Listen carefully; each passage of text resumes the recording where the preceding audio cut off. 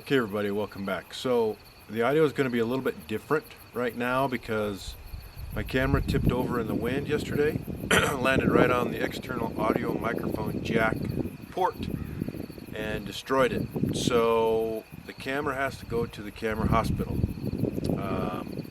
So we're running on the internal mic on the camera right now, which isn't that great. So I apologize for that, but we're going to make do to get through building the barn doors. In the next video, when we put them up and hang them, we're going to be running on the old backup camera probably, so which will be fine.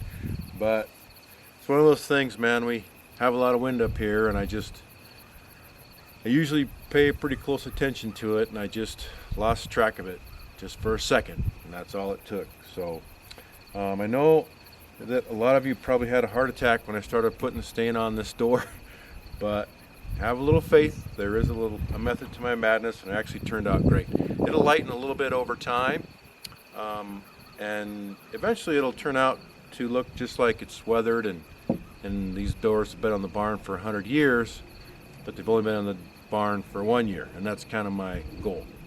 So they turned out pretty cool, pretty simple building these doors, pretty simple design. I really didn't want to do a diagonal piece on there because I necessarily don't really want that look, and these doors are going to be hanging vertical, and we're going to be using big roller hardware for those.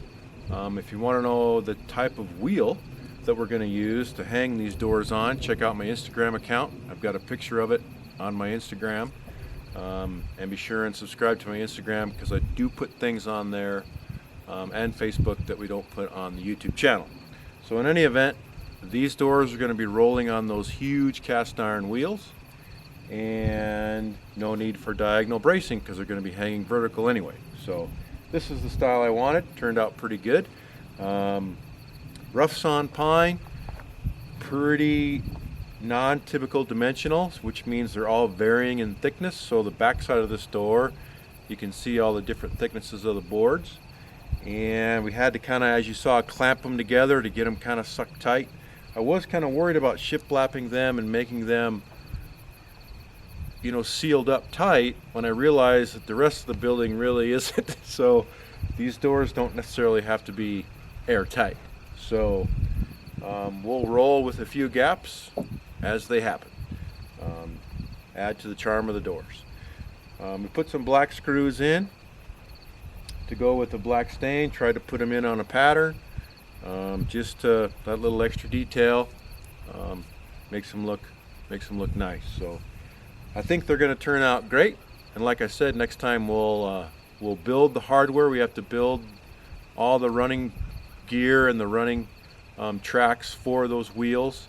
We'll use regular 3/16 plate steel for that, and I'll kind of show you how we're going to do that and how we're going to hang them in the barn. So anyways, thanks for tuning in, guys. I really appreciate you watching. Sorry no video last week. It was the holiday weekend, and I was working quite a bit, and we had a few things going on around here that we just had to deal with.